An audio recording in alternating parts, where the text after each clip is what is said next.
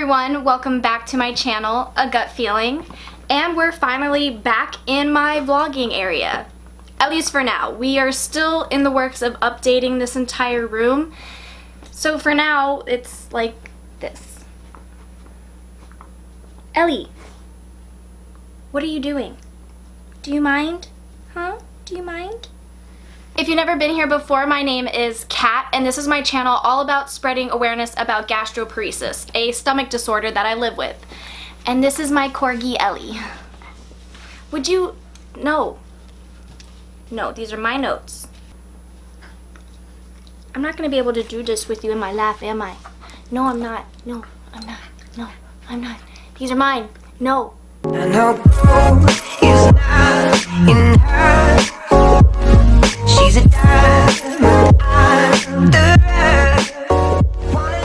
So in today's video, I wanted to answer some questions that I actually put out on all of the social medias, Twitter, Instagram, Facebook, and I got a few back and even added some questions of my own to the stack. So I'm going to go ahead and answer some for you guys. How did you get GP? This is from Grappling with GP. So I technically have idiopathic gastroparesis, which means that there is no cause that is shown on any test or scan. I do have a theory of my own though. I had gotten sick with an illness called H. pylori, which is a bacterial stomach infection. And ever since I went through the rounds of antibiotics, I just never got better. How do you deal or explain to someone why you eat foods that are deemed bad for you? This is from Quiet Reverie. The way I explain that is there are a lot of healthy foods that are just as bad for people with gastroparesis as processed and junk food is. Actually, a lot of the times junk food has shown to be easier processed than healthy foods. So we can't have things that are fibrous, which is a lot of vegetables. So salads, for example. Salads make me really, really sick. But I can have French fries, and I don't get sick from French fries. That's just an example for me. You know, if you have to give them example, let them know that there are just foods that are safe for you, and there are foods that are not safe for you. And sometimes that changes from day to day. And I have learned to just have patience with people because just people aren't going to understand. Even our close family members and friends, they aren't always going to understand, and that's okay. We just need to be patient with them and explain to them, and they still might not get it. And honestly, that's fine. You don't have to prove to anybody. You don't have to really explain yourself to anyone. Also, you can explain to them that sometimes you just want to indulge in the foods that you used to love. Imagine having your foods, your favorite foods taken away from you. All foods taken away from you. Wouldn't you dabble in a little ice cream here or there? You know, I've been sick for 5 years and I've just gotten to a point where really I'm going to be in pain from a salad. I'm going to be in pain from French fries. It depends on what you think is worth the risk. What is the GP diet? So to put it in simple terms and not dive deep into what the GP diet is, because we could definitely dive pretty deep into it, but basically the GP diet is low fats, low fiber, avoiding artificial sweeteners. Some people even go gluten-free, lactose-free. The GP diet also consists of 6 small meals a day. Try to avoid greasy foods and fried foods. Again, I'll make another video where I dive a lot deeper into the GP diet. What was your diagnosis process like? This is also from Grappling with GP. I do actually have a video where I talk about my entire journey with gastroparesis, which I will link down in the description below for you. It's an older video. It's one of the first ones that I put out on here, but for a whole year I was told that I had IBS mixed, but I was not okay with that answer because I was vomiting and I had nausea like all the time, which just really isn't a symptom of IBS, and I ended up learning about the gastric emptying study, and that is the definitive test for diagnosing gastroparesis. Gastric emptying study varies. You can have the 1-hour test, a 4-hour test, or you can even have a test that goes over 4 days, which I have done all of them. Well, I've done the 4-hour test and the 4-day test. I've actually been told by doctors and radiologists that the 4-day test is pretty much inconclusive and doesn't matter. Has anyone ever had to do a 4-day test like me? And the 4-day test tried to say that I didn't have gastroparesis.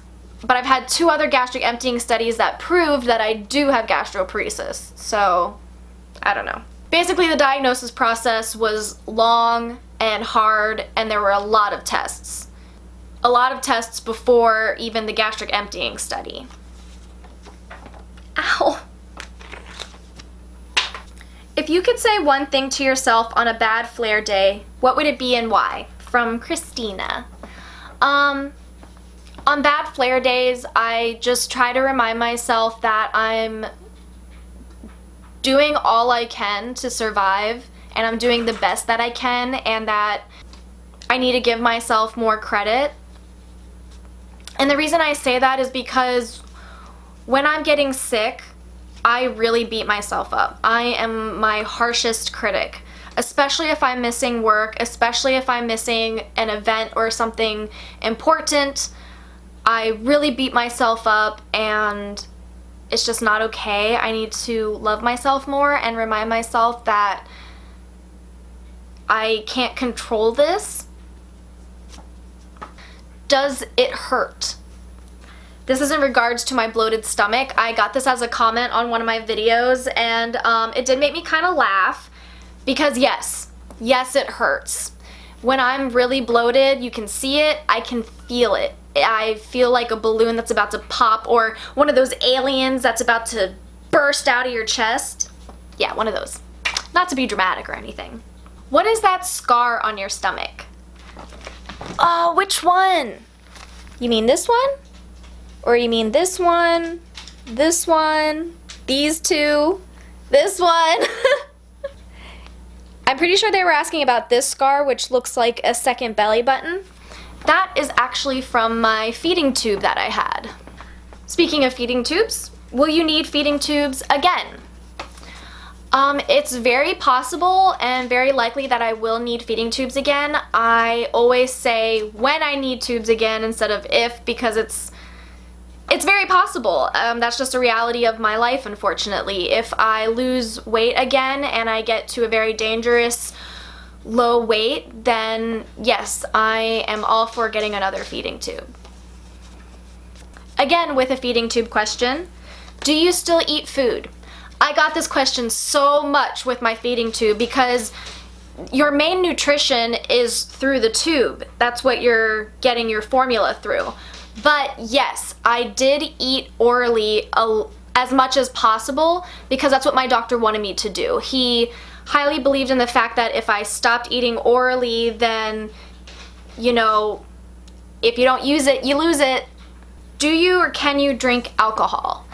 So I do drink alcohol. I usually just have wine, or if I'm with friends, I might have a couple shots. I'm 27 years old.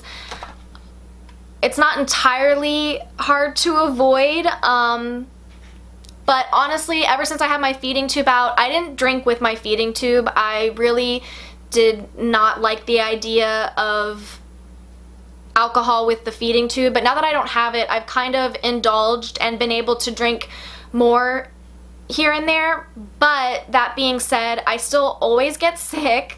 I always get at least bloated and nauseated. I don't always throw up. The reason I do is because I just want to be a normal 27-year-old sometimes. Some days you just really want to have a drink of wine. At least I do. Do you have other chronic illnesses? Yes, I do. You guys may have heard that I talk about my asthma sometimes. That is a chronic illness, and it's the other one that bothers me the most or affects my life the most besides gastroparesis. and I've also been diagnosed with fibromyalgia. I would love to see a rheumatologist to honestly figure out if I have an autoimmune disorder, which could be like the top reason why I have gastroparesis, since it's still idiopathic, but I haven't gotten certain blood tests to rule out certain autoimmune disorders. So, that was all of the questions that I have for now, for tonight at least. If you guys have any other questions that you're interested in picking my brain, go ahead and drop them down in the comments below. I'll still answer them. I answer pretty much every comment that I get. If you guys like this video, please don't forget to hit that thumbs up button and subscribe and hit the notification bell so you know every time I post. I try to post every Sunday, Monday-ish. Thanks for checking in with me, guys, and I'll catch you in the next vlog. Bye!